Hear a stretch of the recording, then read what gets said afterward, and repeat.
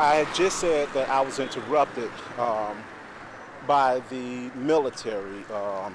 I was detained just now by the captain of the military and some troops because as I was walking, I passed a military bracket and I was filming. I wasn't filming the military bracket. I was talking to you all, filming myself, but it became a security concern. So the military personnel, the soldier and the captain, well, actually the soldier approached me. He asked me to turn off my camera, and I did so respectfully. After turning off my camera, then he asked me what was I doing, and I told him that I was filming. I was filming, just I'm a YouTuber, and that I was just filming, a show, talking about some things on YouTube. So he asked me for my identity, which is natural. So I presented my passport. So he looked over my passport, and then his captain approached, and he let his captain know who I was. He identified me from my passport, let him know who I was. So from there, they took me to the base. So I had to follow them to the military base. So as I was walking to the military base, the captain was walking in front, me in the middle, and the soldier behind. Then they was making some phone calls to some other military personnel, and then they brought me to the base. They set me down and explained to me that recording near a military base is a security concern because they say that I could be recording where they're at and exposing them and making them vulnerable to a threat, which I do understand. So I explained to them that, I walk that way every single day, when I'm exercising, and that, time to time when I'm walking, I'm recording myself. So I explained all that to them. And then, the captain, he started talking to me. He said, don't feel that you're in some kind of trouble or anything. We just want to know who you are, just want to get to know you. Here in Africa, if we see something strange, if it's a person that that's not common, you want to know who that person is. So the next time when they walk past, you'll know who they are. You'll know their name. So the captain said, I see you walking this way every day, but I've never seen you recording. So we just want to know who you are. So we sat there, we chatted, we talked for some minutes. They let me know there was more military personnel coming. The other military personnel made it there. And I showed them my YouTube channel, showed them in my wife's YouTube channel, scroll through videos so they could see, just to authenticate what I was saying. I remember in Boko Haram, a few months ago, there was a black American that was shot and killed by the military. So, I was thinking about that situation, but in that situation, from what I was hearing, first I heard that the guy had some mental illness conditions, and then I heard that he did not follow the command of the military soldiers when they told him not to enter somewhere or whatever. I don't remember the story in its totality, but I do understand that he wasn't following commands, and that something about he was suffering some type of mental illnesses. So I kept those things in mind as well.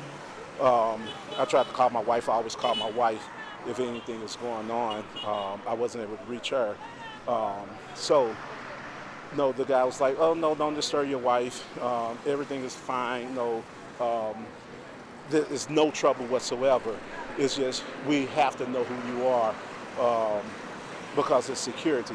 Everybody around here know everybody, and if they see someone they don't know, then it becomes concerning. He's like, even if you see something when you're walking that you didn't see 2 weeks ago, let us know, because that's how we do here in Africa, just so everyone will be safe. And then plus they say one of the soldiers was recently shot in the area, so that becomes a heightened insecurity concern. So, which was all understood. So now when the other soldiers came, they asked me the same things, asked me who I am. First they want to know, who are you? And he's like, identify yourself. I told him who I am, and then he wanted to know about me. So I went over details about me, who I am, and then from there, I showed him YouTube videos as well, and then he had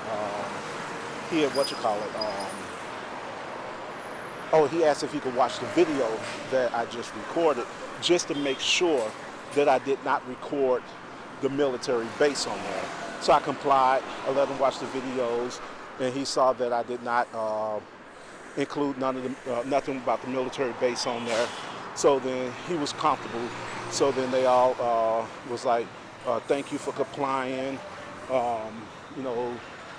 Enjoy the rest of your day, and pretty much you can just go on. So I say all that to say, when you understand the culture here, you will understand that one thing, the reason why I don't do as much outdoor recording as I would like to is because in African countries, or in Uganda in particular, it is not common to be walking up and down the street filming and recording. So that's something that I could see coming from America, whether you're Black American, whether you white American, Chinese American, whatever American, you could feel that could be a bit strange, because we're able to record pretty much anywhere. We could walk up and down any street recording, and it's something that's common for us. But it's not as common here to be walking up and down the street with a camera recording. It feels almost like a threat. Like, what is this person doing? Why is they recording? So I understood that because I understand the local culture. I learned that even on my first trip, because my first trip I came in 2013 to do a documentary film on the Toro Kingdom. And I learned during that trip that you should not be up and down the streets recording because it's not accepted. So I knew how to comply with the military personnel, because I knew that this was not an accepted behavior here in Uganda. That's why I do it, period, now and then, just so I won't be disrespectful to the local culture and the local community. So that's all important, because if I had the attitude that, I'm a Black American, they maybe even doing this because I'm a Black American, then I could have even did something that could have caused me to lose my life with the military. I could have been like, y'all only doing this because I'm a Black American, and could have been blasting them, or like, I'm gonna keep my camera on, because in the US you keep your camera on even if the police tell you to turn it off. So I could have took that attitude, but if I have taken that attitude, I might not be recording right now. I might not be going home to my extremely beautiful wife and my 2 sons here, and to my oldest son in the US. So by me understanding the culture, I was able to comply. I was able to understand that this is a big do not do in Uganda.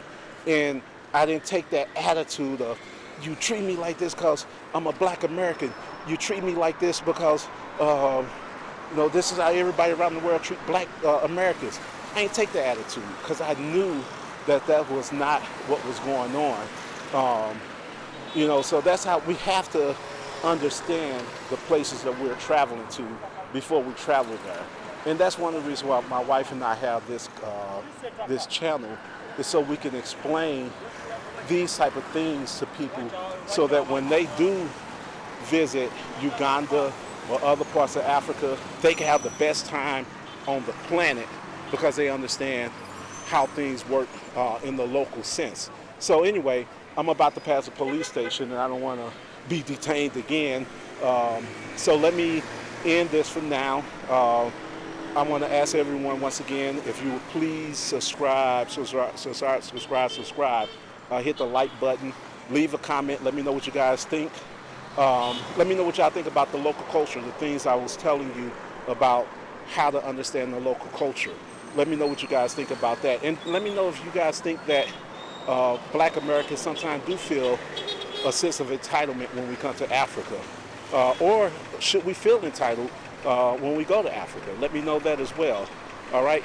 Until next time, peace.